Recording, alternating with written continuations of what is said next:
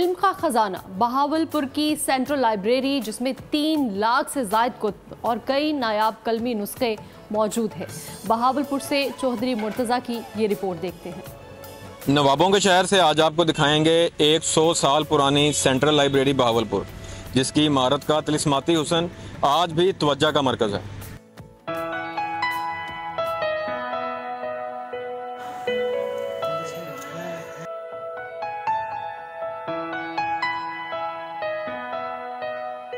अठासी की नाल और 10 मरले पर मुहित बहावल मोहम्मद खान अब्बासी ने कायम की। 3 इमारतों पर मुश्तमिल इतालवी और इस्लामी तर्ज तामीर का शाहकार सेंट्रल लाइब्रेरी बहावलपुर किताबों के लिहाज से पाकिस्तान की दूसरी बड़ी लाइब्रेरी है। मुझे यहाँ के खुशी भी हुई और अफसोस भी हुआ। खुशी ये कि हमारे यहाँ पे बहुत सारी नादिर और नायाब बुक्स हैं, और अफसोस इसलिए हुआ कि खाली पड़ी हैं, सुनसान पड़ी हैं। यहाँ पे फिर मैंने जो यहाँ लाइब्रेरियन बैठी हुई थी, मैंने उनको थोड़ा सा सजेस्ट किया है कि लोगों को मोटिवेट करें, थोड़ा सा अट्रैक्शन पैदा करें कि how they come to library. सोने के पानी से लिखा सबसे छोटा कुरान पाक का नुस्खा और क़याम पाकिस्तान से कब्ल रसाइल का रिकॉर्ड भी यहाँ मौजूद है। तकरीबन 100 साल पुरानी इसकी हिस्ट्री है और दुनिया की हर अखबार इसमें आपके पास अवेलेबल होगी। आप जिस डेट की अखबार लेना चाहें आपको मिल जाएगी।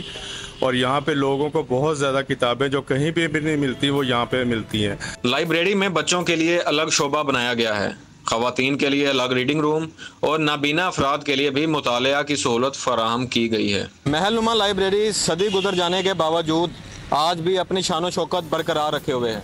कैमरामैन अदनान अली के साथ चौधरी मुर्तज़ा, बोल न्यूज़, बहावलपुर। सब्सक्राइब करें और बेल दबाएं ताकि कोई खबर रह न जाए।